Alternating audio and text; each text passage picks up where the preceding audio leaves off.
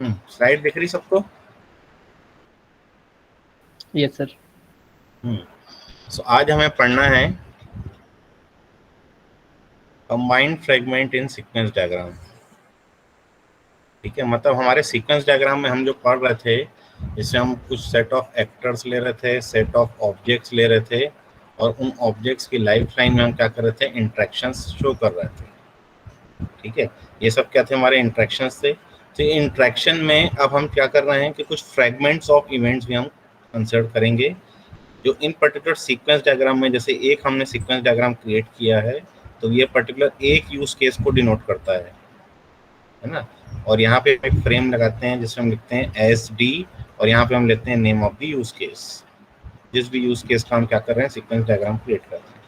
ठीक है, तो ये name of the use case रहता है यहाँ पर। अब हम चाहें तो ये जो इंट्रैक्शन है, इन इंट्रैक्शन में भी हम क्या कर सकते हैं, अलग अलग फ्रेगमेंट्स क्रिएट कर सकते हैं। ठीक है, यहाँ पे हम क्या कर रहे हैं, नेम ऑफ द फ्रेगमेंट हम लिख सकते हैं। ठीक है, तो यही बोल रहा है कि कंबाइंड फ्रेगमेंट्स इन सीक्वेंस डायग्राम, हम कुछ फ्रेगमेंट्स को क्या कर रहे हैं, कंबाइन कर रहे हैं। So what is combined fragment? So combined fragment is an interaction fragment which defines a combination of interaction fragments. ठीक है, मतलब हम क्या कर रहे हैं, कॉम्बिनेशंस निकाल रहे हैं उन इंटरेक्शन फ्रेगमेंट्स के। ठीक है, तो जैसे मैंने पहले कहा कि एक पर्टिकुलर सीक्वेंस डायग्राम का फ्रेगमेंट है, और एक हम क्या कर रहे हैं, अलग से एक और फ्रेगमेंट इसके अंदर क्रिएट कर रहे हैं। इन दोनों के कॉम्बिनेशन को हम बोल रहे हैं combined fragment. So a combined fragment is defined by an interaction operator and interaction operands. ठीक है, तो एक इंटरेक्शन ऑपरेटर होगा और एक इंटरेक्शन ऑपरेंड्स होंगे दो। Through the use of combined fragments, the user will be able to describe the number of traces in a compact and concise manner. तो इसके बेसिस पे हम क्या कर रहे हैं, उन पर्टिकुलर ट्रेसेस को क्या कर रहे हैं, डिस्क्राइब कर रहे हैं कि कैसे कैसे वो पर्टिकुलर सीक्वेंस ऑफ ऑपरेशंस में परफॉर्म होंगे। And this combined fragment may have interaction constraint as well. तो इंट्रैक्शन कंस्ट्रेंट्स हमने पहले ही पढ़ा था, जिसको हम गार्ड्स बोल रहे थे। और गार्ड्स को हम कैसे यूज कर रहे थे, हम गार्ड्स यूज कर रहे थे स्क्वायर ब्रैकेट से। ठीक है, इसको भी देखते हैं। तो ये पर्टिकुलर हमारे पास कंबाइंड फ्रेगमेंट्स हैं। एक है हमारे पास अल्टरनेटिव, ठीक है, second is optional, third one is loop, fourth one is break, next one is parallel, strict sequencing and weak sequencing, critical section, ignore, consider, assert and negative. ये हम कुछ क्या कर रहे हैं, एक पर्टिकुलर सीक्वेंस डायग्राम में हम क्या कर रहे हैं, इन पर्टिकुलर फ्रेम्स को भी विद इन द इंट्रैक्शन हम क्या कर सकते हैं, यूज कर सकते हैं। जब जिस भी फ्रेम को मैं यूज करूंगा, यहाँ पे मैं क्या करूंगा, उसका नाम दूंगा। फॉर एग्जाम्पल अगर मैं अल्ट यूज कर रहा हूँ, तो मैं यहाँ पे लिखूंगा अल्ट। क्लियर है, तो ये हमारे सारे के सारे क्या हैं, ये इंट्रैक्शन ऑपरेटर्स हैं। ठीक है, ये सारे इंटरनेक्शन ऑपरेटर्स, इनको हम बोलेंगे, इनको अलग अलग हम क्या कर रहे हैं, फ्रेम्स में डिवाइड कर रहे हैं, जिसको हम बोल रहे हैं फ्रेगमेंट्स में डिवाइड कर रहे हैं। क्लियर है। An interaction constraint, interaction constraint हमने पहले ही पढ़ दिया है कि an interaction constraint is a constraint used in interactions. Interaction के ड्यूरेशन में आप कुछ कंस्ट्रेंट यूज कर सकते हैं, that is a Boolean expression that guards an operand in a combined fragment. ठीक है, और गार्ड हम यूज कर रहे थे स्क्वायर ब्रैकेट से। वही लिखा है, an interaction constraint is shown in square brackets covering the lifeline where the first event occurrence will occur and position above the event। तो जो भी इवेंट मेरा हो रहा था, एक पर्टिकुलर इंटरेक्शन हो रहा था दो पर्टिकुलर एक्टिवेशन बॉक्स के बीच में, तो ये जो कंस्टेंट था, इस कंस्टेंट को मैं क्या कर रहा था, इस पर्टिकुलर एक्शन में, इस पर्टिकुलर इवेंट के ऊपर ही हम क्या कर रहे थे, लिख रहे थे यहाँ पर। ठीक है, कि अगर ये कंडीशन ट्रू है तो हमें कुछ करना है। ठीक है, तो ये पर्टिकुलर कंस्टेंट हम ला रहे थे, एक कंस्टेंट हम डिनोट करते हैं गार्ड। अब आ जाते हैं अल्टरनेटिव, मतलब पहला हम इंटरेक्शन ऑपरेटर देख रहे हैं which is alt, which have the significance of alternative। ठीक है, alternative means the interaction operator alt means that the combined fragments represents a choice। अब जो combined fragments है वो एक क्या कर रहा है, चॉइस दे रहा है और अल्टरनेटिव ऑफ बिहेवियर। ठीक है, मतलब अब हमें कुछ पर्टिकुलर कंडीशन में अगर मुझे इफ एल्स कंडीशन लगानी है, ठीक है, अगर मेरे पास यूज केस में दिया है कि if this constant is true send this message or else this condition is true send this kind of message। तो हम क्या करेंगे, हम लिखेंगे अल्ट, हम क्या करेंगे उन पर्टिकुलर फ्रेगमेंट को हम क्या करेंगे अल्ट फ्रेगमेंट क्रिएट करेंगे और इसमें हम क्या करेंगे, ये यूज कर रहे हैं हम गार्ड। ठीक है, so this guard represents if condition. ठीक है, if this condition is true then send this particular message. ये एक्सेप्ट हमें करना है, अगर बैलेंस इज ग्रेटर देन 0 है तो मुझे क्या करना है, एक्सेप्ट करना है। ठीक है, और एल्स, तो ये एल्स जो है this guard represents the alternate behavior। alternate behavior means, or you can say the else condition, कि अगर ये कंडीशन फॉल्स है, या जिसको हम बोल सकते हैं फॉल्स कंडीशन, इसको हम बोलते हैं ट्रू कंडीशन। ठीक है, कि अगर ये कंडीशन ट्रू है तो मुझे ये करना है, और अगर ये कंडीशन फॉल्स है तो मुझे ये मैसेज पास करना है। तो इसके बीच में हम क्या कर रहे हैं, एक डैश लाइन शो कर रहे हैं। ये जो है हमारा ये इफ वाला कंडीशन है, और ये हमारा जो है ये हमारा एल्स वाला कंडीशन। तो हमारे पास क्या है, एक चॉइस है कि ये चॉइस में ये कंडीशन, ये पर्टिकुलर कंस्ट्रेंट अगर ट्रू है तो मुझे ये पर्टिकुलर इंटरेक्शन करना है, और एल्स मुझे ये पर्टिकुलर इंटरेक्शन परफॉर्म करना है। So at most one of the operands will be chosen. At most मैं एक ही चूज कर सकता हूँ, या तो मैं इफ या तो फिर मैं एल्स, तो एक ही मेरा क्या होगा, इंटरेक्शन परफॉर्म होगा। And the chosen operand must have an explicit और इम्प्लिसिट गार्ड एक्सप्रेशन। तो इनके अंदर ये जो है, ये हम क्या कर रहे हैं, गार्ड एक्सप्रेशन दे रहे हैं। हमने एक्सप्लिसिटली लिखा है कि बैलेंस इज ग्रेटर देन 0, ये इम्प्लिसिट गार्ड कंडीशन भी हो सकती हैं। And the implicit true guard is implied if the operands have no guard. ठीक है, अगर कोई गार्ड नहीं है तो क्या होगा, इम्प्लिसिट ट्रू मान के चलेंगे।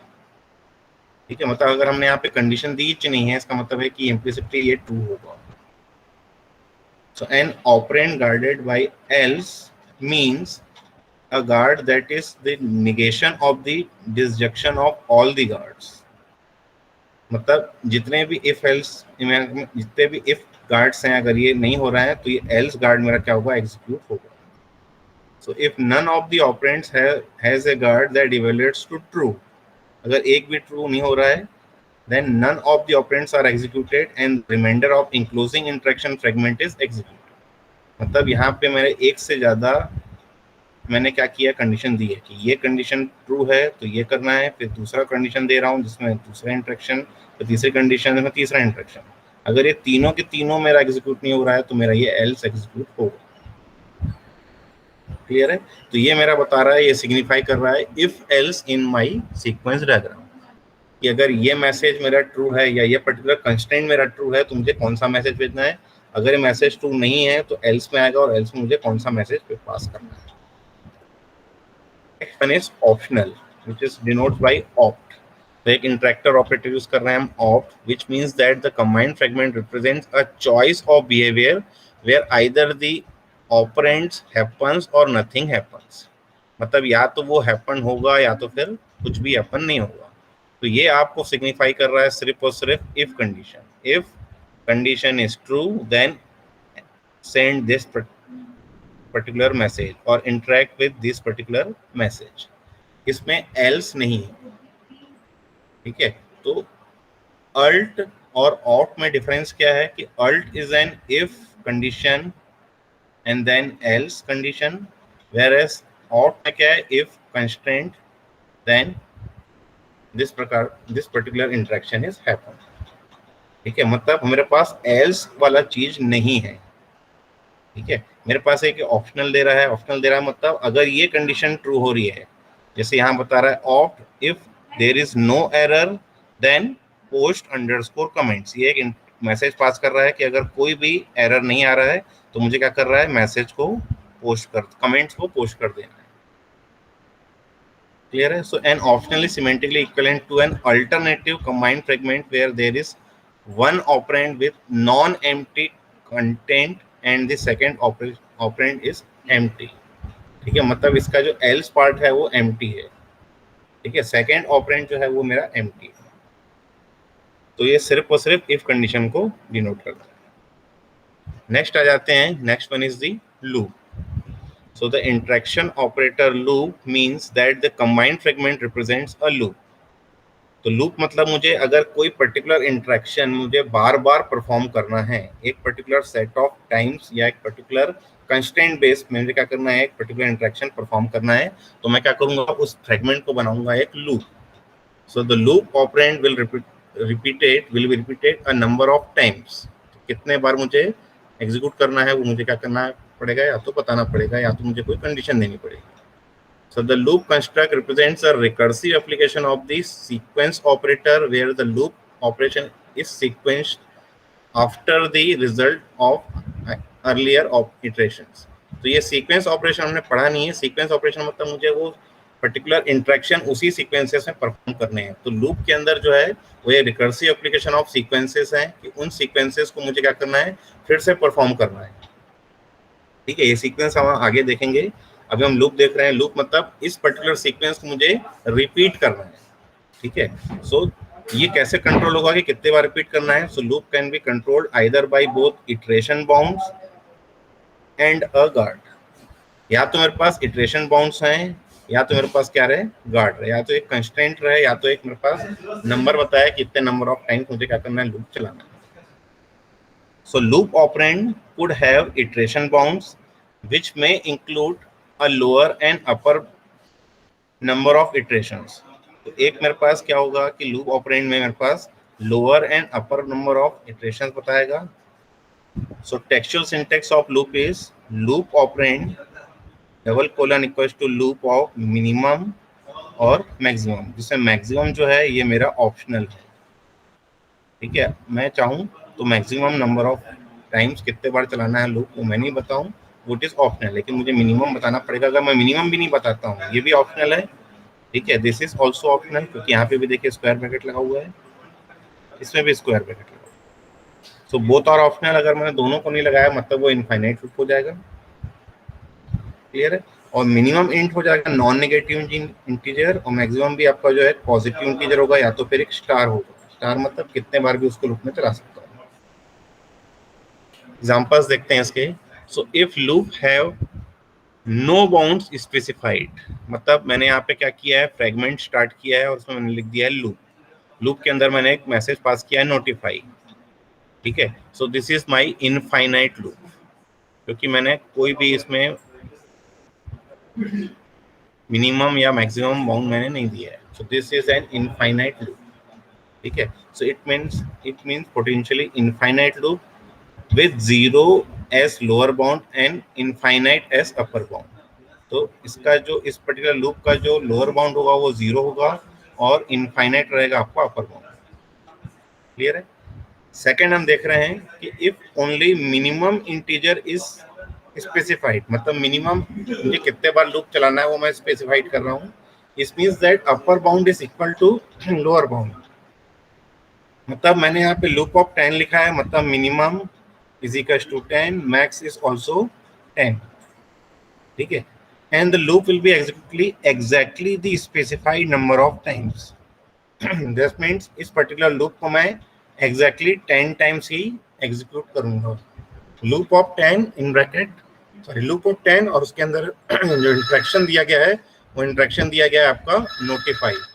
तो ये notify will execute 10 times. Clear है. फिर बोल रहा है कि if max int is specified it should be greater than और इक्वल्स टू मिन इंट. तो अगर मैं मैक्सिमम वैल्यू स्पेसिफाई करता हूं तो it should be greater than और equals to minimum number of. तो अगर मैं लिखता हूं सपोज लूप ऑफ 3,10, इसका मतलब है कि मिनिमम मेरे पास 10 है, मैक्सिमम मेरे पास मिनिमम मेरे पास 3 है, मैक्सिमम मेरे पास 10 है. तो मिनिमम वो 3 टाइम्स एग्जीक्यूट होगा, मैक्सिमम वो 10 टाइम्स एग्जीक्यूट होगा. ठीक है, लेकिन मैं ऐसा नहीं लिख सकता कि loop of 3,2. So maximum is always greater than or equals to minimum bound. And loop will iterate the minimum number of times and at most the maximum number of times. तो ये हमने पहले देख लिया कि minimum 3 times और maximum 10 times वो क्या करेगा, loop execute करेगा. And besides iteration bounds, loop would also have an iteration constraints. तो अगर मैं चाहूँ तो loop को एक specified number of bounds के लिए ना चला के मैं किसी constraints के लिए भी चला सकता हूँ. ठीक है, तो दो टाइप के लूप होते हैं हमारे यहाँ, एक होता है फॉर लूप, ठीक है, एक होता है हमारे पास व्हाइल लूप। ठीक है, व्हाइल लूप क्या होता है, एक स्पेसिफाइड नंबर ऑफ टाइम के लिए चलता है, तो उसके लिए मुझे मिनिमम, मैक्सिमम या फिर मिनिमम हमें देना पड़ेगा। व्हाइल लूप है तो मैं चाहूं तो यहाँ पर क्या कर सकता हूं, मैं कंस्ट्रेंट दिखा सकता हूं, एक गार्ड करके एक मैं कंस्ट्रेंट डिफाइन कर सकता हूं कि अगर ये कंडीशन मेरा ट्रू है तो मुझे क्या करना है, एग्जीक्यूट करना है, और अगर ये कंडीशन मेरी फॉल्स है तो मुझे एग्जीक्यूट नहीं करना। So a Boolean expression in square bracket which represents guards. Example देखते हैं इसका, तो ये देखिए, लूप ऑफ 5, 10, दैट मीन्स ये लूप मेरा मिनिमम कितने टाइम्स चलेगा, 5 टाइम्स, मैक्सिमम कितने टाइम्स चलेगा, 10 टाइम्स। ठीक है, इसके अंदर मैंने लिखा है नोटिफाई, तो notify will execute minimum 5 times और it can execute at most 10 times. साथ ही साथ मैंने क्या किया है, गार्ड दिया है, एक गार्ड कंडीशन दी है, ठीक है, कि if the condition of size is less than 0 then execute notify. ठीक है, तो मैं चाहूं तो लूप में मिनिमम मैक्सिमम दे सकता हूं, मैं चाहूं तो गार्ड दे सकता हूं, मैं चाहूं तो दोनों दे सकता हूं। क्लियर है, अगर मैंने सिर्फ और मिनिमम मैक्सिमम दिया है तो मतलब ये मेरा क्या है, फॉर लूप है, और मैंने सिर्फ गार्ड दिया है तो ये मेरा क्या है, ये मेरा वाइल लूप है, और मैं जब दोनों दे रहा हूँ तो वो मेरा क्या है, डू वाइल लूप है। ये डू वाइल लूप जो है एटमोस्ट एक एटलीस्ट एक टाइम तो चलता ही है, उसके बाद कंडीशन पे डिपेंड करता है कि वो कितने बार चल रहा है। ठीक है, तो जब डू वाइल लूप हमें देना होगा तो हमें क्या करना पड़ेगा, मुझे दोनों बताना पड़ेगा। Next one is break. तो जब हम लूप यूज कर रहे हैं तो लूप में हम क्या कर रहे हैं, ब्रेकिंग भी लगा सकते हैं कि लूप मुझे कब एग्जीक्यूट नहीं कराना है। So the interaction operator break represents a breaking और एक्सेप्शनल सिनेरियो, मुझे ब्रेक कब करना है या एक्सेप्शन सिनेरियो बता रहा है, that is perform instead of the remainder of the enclosing interaction fragment.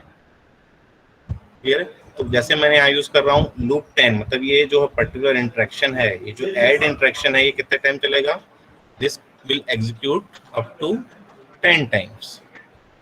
ठीक है, लेकिन इसके अंदर मैंने क्या कर दिया है, इसको मैंने यूज कर दिया है ब्रेक, ब्रेक, और उसमें कंडीशन दे दिया है this is a guard condition.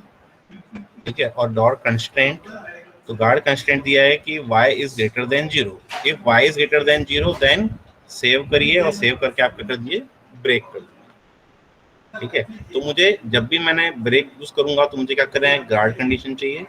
So a break operator with guard is chosen when the guard is true. So in this case, the rest of the directly enclosing interaction fragment is ignored. मतलब अगर मैंने break किया मतलब इसके नीचे भी interaction हो सकता है ना, ये ऐड है, यहाँ पे मैं एक और मेथड यूज कर सकता हूँ। ठीक है, ये दोनों मेथड मेरे 10 टाइम्स एग्जीक्यूट होंगे विद इन द लूप। ठीक है, अब अगर मुझे लूप को क्या करना है, एक पर्टिकुलर कंस्ट्रेंट देके उसको क्या करना है, ब्रेक कर देना है, तो जब मैं ब्रेक कर रहा हूँ तो ये तो उसके पहले एग्जीक्यूट हो चुका है, लेकिन ये मेरा एग्जीक्यूट अब नहीं होगा। तो जो रिमाइंडर है उसको मैंने क्या कर दिया, बाईपास कर दिया, मैंने ब्रेक कर दिया, मतलब ये इंटरेक्शन मेरे यहाँ से ब्रेक हो गया है। क्लियर है, जैसे यहाँ पे दिया हुआ है कि अब combined fragment with the operation break should cover all lifelines of the enclosing interaction fragment. तो ये जो पर्टिकुलर लूप में जितने भी इंटरेक्शन फ्रेगमेंट्स है, वो ब्रेक भी उतने सारे इंटरेक्शन फ्रेगमेंट को क्या करेगा, कवर करेगा। ठीक है, क्योंकि मैंने इसके अंदर लगाया है तो ये जितने भी इंटरेक्शन कवर कर रहा है, ये भी उतने इंटरेक्शन कवर करेगा। क्लियर है, अब यहाँ पे बोल रहा है कि यूएमएल 2.3 जो है ये अलाउ करता है कि ब्रेक विथ नो गार्ड, लेकिन आप जो है don't use a break without a guard. आप जब भी आप ब्रेक यूज करें तो आप क्या करें, एक गार्ड कंडीशन मेंटेन करें। ठीक है, बिना गार्ड के आपको समझ में नहीं आएगा कि मुझे कब ब्रेक करना है। ठीक है, अगर मैंने गार्ड में नहीं दिया है, मैंने अगर ब्रेक कर रहा हूँ तो वो क्या हो जाएगा मेरा, मैं उसको प्रिडिक्ट नहीं कर पाऊंगा, तो अनडिटर्मिनिस्टिकली वो क्या करेगा, आपका ब्रेक कर देगा। ठीक है, तो इसलिए बोला गया है कि don't use a break without a guard. Next one is parallel. So parallel means मुझे पैरेलली एग्जीक्यूट कराना है। So the interaction operator pair defines potentially parallel execution of the behaviors of the operands of the combined fragment. तो मुझे ये जो particular messages हैं ये मुझे पैरेलली एग्जीक्यूट करने हैं। तो मैंने यहाँ पे क्या लिखा है, मैंने एक इंटरेक्शन सिंबल दे दिया, एक पर्टिकुलर फ्रेगमेंट यूज कर दिया, फ्रेगमेंट का नाम दिया मैंने पर, PAR, ठीक है। So different operands can be interleaved in any way as long as the ordering impose by each operand is preserved, ठीक है। मतलब ये जो पर्टिकुलर गूगल है, search Google, search Bing, search Ask, ये तीनों पैरेलली एग्जीक्यूट हो सकते हैं। मैंने यहाँ क्या पैरेलली एग्जीक्यूट करने के लिए PAR फ्रेगमेंट बना दिया। इसका मतलब है कि this 3 messages can be executed parallelly, ठीक है। तीनों को मैं पैरेलली एग्जीक्यूट कर सकता हूँ किसी भी ऑर्डर में। मतलब मैं चाहूँ तो पहले गूगल को करूँ, फिर बिंग को करूँ, फिर आस्क को करूँ, या तो पहले मैं बिंग को करूँ, फिर गूगल करूँ, फिर आस्क करूँ, या तो पहले आस्क करूँ, फिर गूगल करूँ, फिर बिंग करूँ। मतलब कोई भी कॉम्बिनेशन में ट्राई कर सकता हूँ, सब एक साथ एग्जीक्यूट हो सकते हैं। क्लियर है? नेक्स्ट आ जाते हैं, parallel combined fragments has notational shorthand for the common situations where the order of events on one lifeline is insignificant, ठीक है। So in this case, in a co-region area of lifeline restricted by horizontal square brackets, all directly contained fragments are considered as separate operands of a parallel combined fragment. मतलब मैं इसको क्या करता हूँ, with in A lifeline में ऐसे भी denote कर सकता हूँ, एक पर्टिकुलर रीजन क्रिएट कर रहा हूँ कि इस रीजन के अंदर, इस पर्टिकुलर ऑब्जेक्ट के इस पर्टिकुलर एक्टिवेशन बॉक्स में, इस पर्टिकुलर लाइफ लाइन में मैं क्या कर रहा हूँ कि ये जो 3 इंटरेक्शन कर रहा हूँ, 3 interaction can be executed parallel, ठीक है। अगर मैं with in a life line कर रहा हूँ तो एक लाइफ लाइन में मैं यूज कर रहा हूँ, तो मैं क्या कर रहा हूँ, उस केस में पैरेलल न लिख के मैं ऐसा भी कर सकता हूँ। और अगर मैं एक से ज्यादा लाइफ लाइन यूज कर रहा हूँ तब मुझे यहाँ पे क्या करना पड़ेगा, मुझे यहाँ पे पैरेलल लिखना पड़ेगा, ठीक है। यहाँ पे एक ये ऑब्जेक्ट की लाइफ लाइन है, एक ये ऑब्जेक्ट की लाइफ लाइन, ठीक है। जबकि यहाँ पर क्या है कि अगर मैं सिर्फ इसी में एग्जीक्यूट कर रहा हूँ तो मैं क्या कर रहा हूँ, एक को रीजन एरिया भी मैं क्रिएट कर सकता हूँ उस पर्टिकुलर पैरेलल इंटरेक्शन को शो करने के लिए। अब आ जाते हैं सीक्वेंस। सीक्वेंस में हम 2 टाइप के सीक्वेंसिंग पढ़ते हैं, एक होता है स्ट्रिक्ट सीक्वेंसिंग, एक होता है वीकर सीक्वेंसिंग, ठीक है। तो हमने यहाँ एक फ्रेगमेंट बनाया है और फ्रेगमेंट के अंदर का हमने फ्रेम का नाम लिख दिया स्ट्रिक्ट, ठीक है। So the interaction operator strict requires a strict sequencing order. Strict sequencing order मतलब कि जो भी इंटरेक्शन हो रहा है उनके बीच में, वो पहले ये होगा, फिर दूसरा ये होगा, फिर तीसरा आपका क्या होगा, ये होगा, ठीक है। मतलब ये तीनों का एक ऑर्डर डिफाइंड है कि पहले गूगल सर्च हो जाएगा, फिर बिंग सर्च होगा और फिर ही याहू सर्च होगा, ठीक है। जो इंटरेक्शन होगा पहले गूगल में सर्च किया जाएगा, फिर बिंग में सर्च किया जाएगा, फिर ही मैं क्या करूंगा, याहू में सर्च करूंगा। So operands of lower levels within the constraint combined fragment will not be directly be compared with other occurrence specification with of the enclosing combined fragment. तो ये जो लोअर लेवल्स के हैं इनको मैं पहले एग्जीक्यूट नहीं कर सकता, मुझे पहले यही एग्जीक्यूट करना पड़ेगा, फिर ही मैं इनको एग्जीक्यूट कर सकता हूँ। अगर ये एग्जीक्यूट नहीं हो रहा है तो ये भी मेरा एग्जीक्यूट नहीं। क्लियर है? So notationally this means that the vertical coordinates of the constraint fragment is significant throughout the whole scope of the combined fragment and not only on the lifeline, ठीक है। तो ये वर्टिकली हम denote कर रहे हैं कि ये पर्टिकुलर स्कोप जो है हमारा, इस पर्टिकुलर स्कोप में ये पर्टिकुलर ऑर्डरिंग मुझे मेंटेन करनी पड़ेगी कि पहले मैं इसको करूंगा, फिर मैं इसको करूंगा, फिर मैं इसको एग्जीक्यूट करूंगा। सेकंड आ जाते हैं वीक सीक्वेंसिंग। तो वीक सीक्वेंसिंग को हम डिनोट करते हैं SEQ से। So the interaction operator SEQ means that the combined fragment represents a weak sequencing between the behavior of the operands. मतलब जो 2 पर्टिकुलर ऑब्जेक्ट में मैं अगर इंटरेक्शन कर रहा हूँ तो वो मेरा वीक सीक्वेंसिंग फॉलो कर रहा है। तो अब ये कैसे डिसाइड करेंगे, तो weak sequencing defined by a set of traces with these properties. तो पहली प्रॉपर्टी है the ordering of occurrence specified within the each of the operands is maintain. तो जो ऑर्डरिंग है ये ऑर्डरिंग मुझे मेंटेन करनी पड़ेगी, पहला तो ये है। दूसरा, occurrence specification on different lifelines from different operands may come in any order. So different lifelines from different operands may come in any order. इसका मतलब है कि ये मेरा एक तो O1 ऑब्जेक्ट था, ये मेरा एक O2 ऑब्जेक्ट है, ठीक है। और ये पर्टिकुलर एक्टर है मान के चल रहे हैं अपन, तो इसने पहले सर्च गूगल किया O1 में, बिंग किया O2 में। तो ये गूगल और ये जो बिंग है का जो ऑर्डरिंग है, ये मैं किसी को भी क्या कर सकता हूँ, पहले एग्जीक्यूट कर सकता हूँ, किसी को भी बाद में एग्जीक्यूट कर सकता हूँ। ठीक है, स्ट्रिक्ट ऑर्डरिंग नहीं है इसमें, क्योंकि ये अलग अलग क्या होंगे, अलग अलग ऑब्जेक्ट में इंटरेक्ट कर रहा है। ये O1 से कर रहा है, ये O2 से कर रहा है। तो ये दो इंटरेक्शन है, इनकी वीक सीक्वेंसिंग है। वीक सीक्वेंसिंग मतलब मैं या तो पहले O1 से इंटरेक्ट करूँ, या तो फिर मैं O2 से इंटरेक्ट करूँ, या तो मैं O2 से पहले इंटरेक्ट करूँ, या तो फिर मैं O1 से इंटरेक्ट करूँ। मतलब ये मेथड और ये मेथड एक दूसरे के ऑपोजिट है, मतलब कभी भी किसी को भी कॉल किया जा सकता है, कोई पर्टिकुलर स्ट्रिक्ट ऑर्डर मेंटेन करने की नीड नहीं है। थर्ड प्रॉपर्टी बोलता है कि occurrence specification on the same lifeline from different operands are ordered such that the occurrence specification of the first operand comes before that the second operand। मतलब अब अगर मैं देखूं तो ये जो इंट्रैक्शन हो रहे हैं O2 में, ठीक है, एक है सर्च बिंग और एक है सर्च याहू, इन दोनों के बीच मुझे स्ट्रिक्ट ऑर्डरिंग मेंटेन करनी पड़ेगी। क्लियर है? तो अगर मेरे ऑब्जेक्ट्स अगर डिफरेंट हैं तो मेरी वीक ऑर्डरिंग होगी, मतलब मैं इनको पहले एग्जीक्यूट कर सकता हूँ, फिर इसको एग्जीक्यूट करूँ, या तो पहले मैं इसको एग्जीक्यूट करूँ या फिर मैं इसको एग्जीक्यूट करूँ। लेकिन अगर मेरी within the same interaction है, within the same lifeline में अगर मैं यूज कर रहा हूँ, तो उस केस में मुझे यहाँ पर स्ट्रिक्ट ऑर्डरिंग मेंटेन करनी पड़ेगी। मतलब ये पहले ही एग्जीक्यूट होगा, ये बाद में ही एग्जीक्यूट होगा। क्लियर है?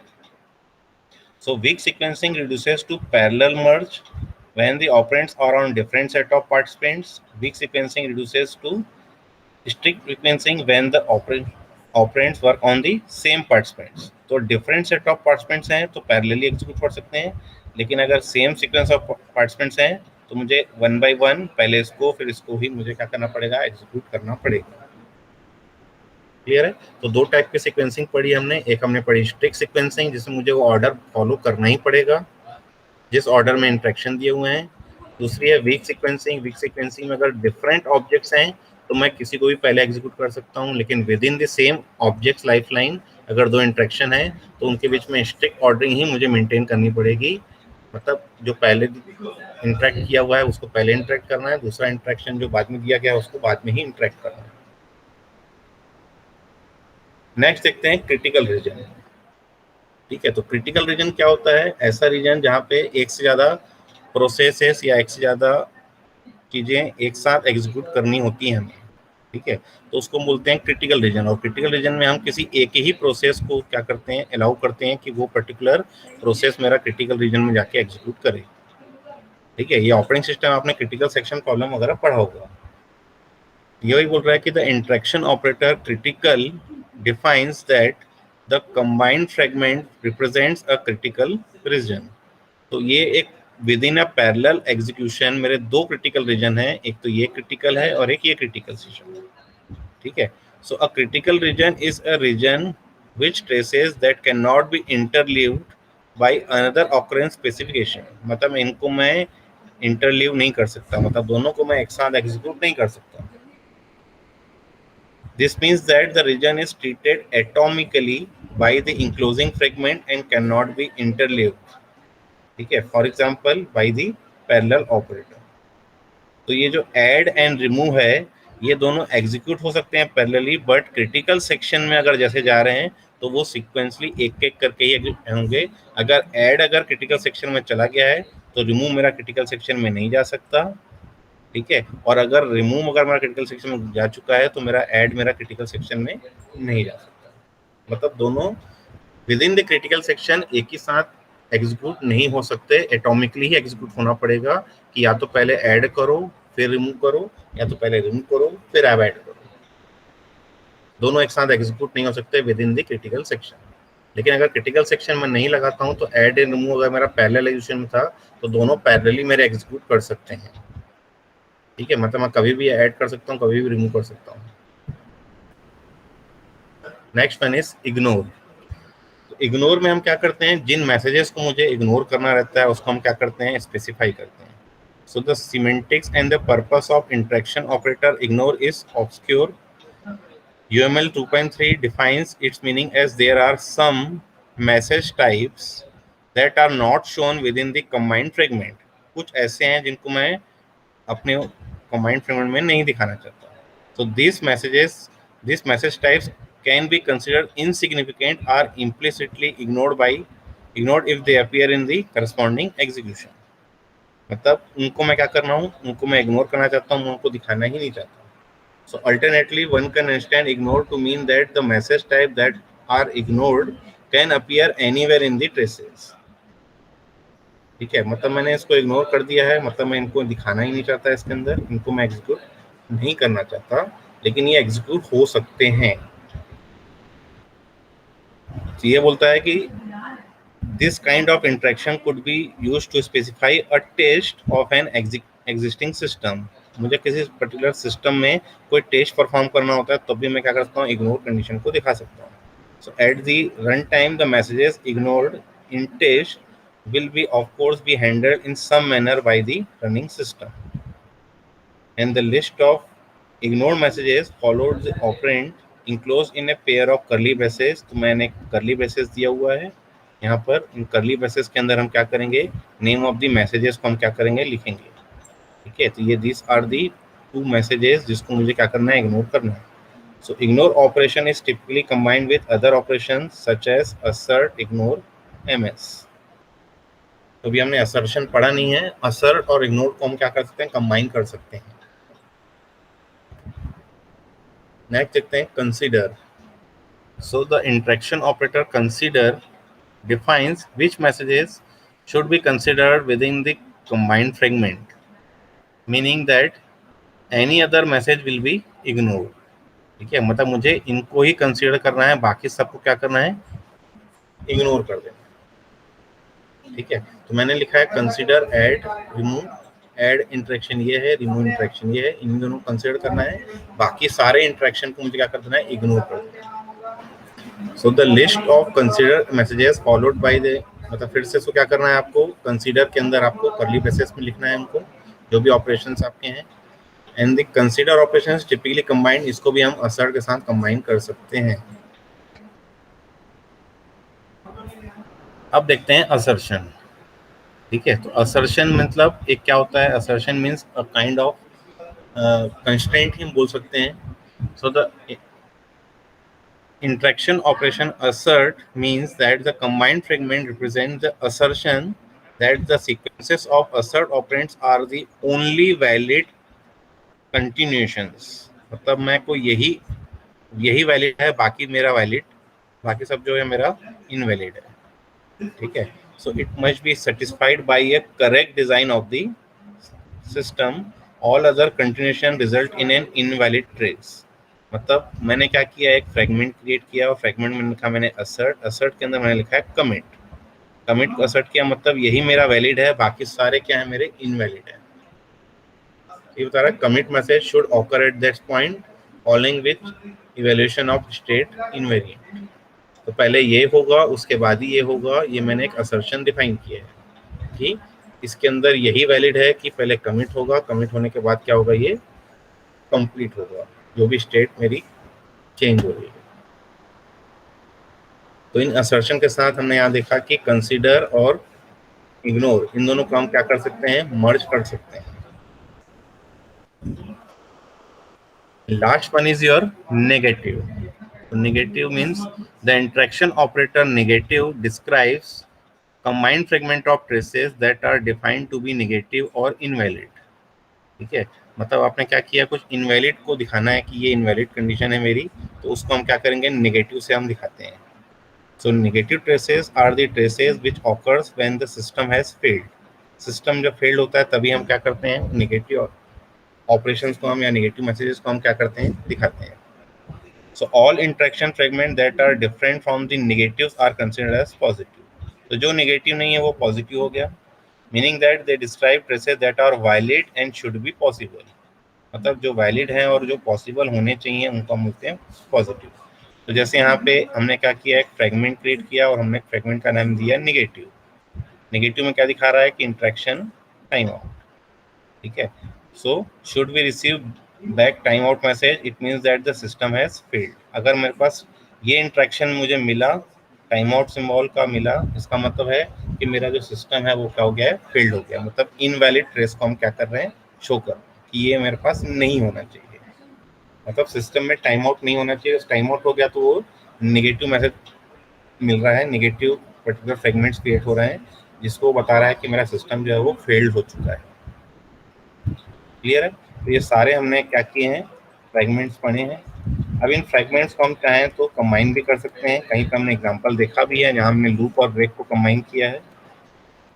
अब इससे रिलेटेड क्वेश्चन आ सकता है कि explain the different combined fragments in sequence diagram. तो आपको ये बताना है, या तो पूछेगा कि what is the halt, opt and loop fragments in sequence diagram, तो वो भी आपको यहाँ पर क्या करना है, विद एग्जांपल आपको क्या करना है, समझाना है। अब इससे रिलेटेड सीक्वेंस डायग्राम में कुछ क्वेश्चंस भी आ सकते हैं। जैसे एक तो एग्जांपल दिया है प्लेस ऑर्डर सिनेरियो, मतलब एक पर्टिकुलर यूज केस है प्लेस ऑर्डर सिनेरियो। सिनेरियो बता रहा है कि a member of a ship would like to place an order online. तो एक ऑनलाइन ऑर्डर को क्या करना है, उसको प्लेस करना है। The item order will be send to the member either send by courier or by ordinary mail. ठीक है, मतलब अब वहां पे अब क्या कंडीशन आ गई, कंडीशन आ गई इधर वाली कंडीशन, मतलब इफ और एल्स वाली कंडीशन आ गई कि इफ मुझे कोरियर करना है कि मुझे क्या करना है, मुझे मेल करना है। ठीक है, इसके लिए कंडीशन दिया है कि depending on the member status. ठीक है, मेंबर स्टेटस मतलब if member is equal to VIP तो मुझे क्या करना है, कोरियर करना है, और else if member is equal to ordinary member तो उस केस में मुझे क्या करना है, मेल करना है। तो मुझे अब इस सीक्वेंस में मुझे क्या करना है, इफ एल्स शो करना है, तो मुझे ऑल्ट लगेगा। फिर एक और दिया है कि optionally the shop will send the member a confirmation notification if the member opted for the notification option in the order. अगर मेंबर चाहे तो नोटिफिकेशन अगर उसको चाहिए तो हम क्या करेंगे, उसको एक कंफर्मेशन मैसेज भी हम भेज सकते हैं। तो ये मेरा क्या गया, इफ कंडीशन आएगी, इफ कंडीशन देन मुझे क्या करना है, एक नोटिफिकेशन पास करना है। ठीक है, तो ये आपको बताएगा ऑप्ट में। तो this is alt and opt. ठीक है, अब ये जो पर्टिकुलर जो हमने प्लेस ऑर्डर सिनेरियो देखा कि a member of ship would like to place an order online, तो ऑर्डर एक ही ऑर्डर तो करेगा नहीं। ठीक है, वो चाहेंगे तो जब तक मेरा सिस्टम चलेगा तब तक मेरा क्या होगा, ऑर्डर होंगे। तो जो पर्टिकुलर मेरा मेंबर है, ये मेरा जो मेंबर है जो ऑर्डर में इंटरेक्ट करेगा तो ये एक से ज़्यादा बार करेगा, तो मुझे यहाँ पे क्या करना चाहिए, एक तो लूप भी लगाना पड़ेगा। लूप के अंदर मुझे एक फ्रेगमेंट क्रिएट करना पड़ेगा जिसमें मुझे अल्ट करना पड़ेगा, और एक मुझे करना पड़ेगा आखिरी में ऑप्ट। ठीक है, और अल्ट में मुझे बताना पड़ेगा कि अगर वो वीआईपी है तो मुझे ये कंडीशन है, ऑर्डिनरी तो मुझे ये इंटरेक्शन करना है, और ऑफ में मुझे क्या करना है, नोटिफिकेशन का पूछना है कि नोटिफिकेशन चाहिए तो मुझे क्या करना है, उसको नोटिफिकेशन भेजना है। ठीक है, तो ये पर्टिकुलर सिनारियो के लिए ये आपको यूज केस डायग्राम दिया है। ठीक है, तो ये देखिए, ये यूज केस का नेम दिया हुआ है प्लेस ऑर्डर सिनारियो। ये एक्टर है, मेंबर। ठीक है, so this is an actor. फिर ये है आपके ऑब्जेक्ट्स, ऑर्डर ऑब्जेक्ट है, कुरियर ऑब्जेक्ट है, मेल ऑब्जेक्ट है, और नोटिफिकेशन ऑब्जेक्ट। ठीक है, ये एक तो लूप दिया है।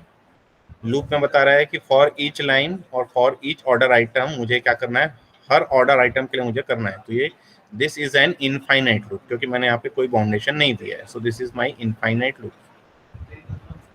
ठीक है, इनफाइनाइटली टाइम्स मतलब जब जब ऑब्जेक्ट मेरे पास क्या होगा, ऑर्डर आएगा, तब तक मैं क्या करूंगा, ये डिसीजन लूंगा। डिसीजन क्या लेना है मुझे, कि if member type is equal to VIP.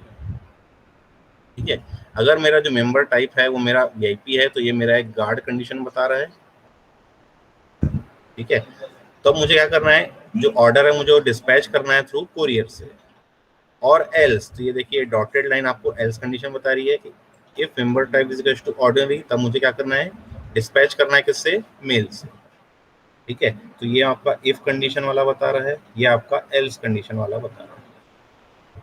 ठीक है, दोनों ट्रेस हो गए, और ये ट्रेस मेरे लूप में चल रहे हैं। लूप में चल रहे हैं मतलब ये ट्रेस हर हर ऑर्डर के लिए करूंगा कि अगर मेरा मेंबर वीआईपी है तो मुझे ये करना है, और अगर मेरा ऑर्डिनरी तो मुझे ये करना है। हर ऑर्डर में मुझे क्या करना है, ये करना है। तो मुझे इसको क्या करना पड़ेगा, लूप लगाना पड़ेगा। ठीक है, तो यहाँ पे मैंने क्या किया, नेस्टिंग भी परफॉर्म की है। ठीक है, नेस्टिंग ऑफ फ्रेगमेंट्स। लूप के अंदर हमने क्या किया है, इफ एल्स लगाया है।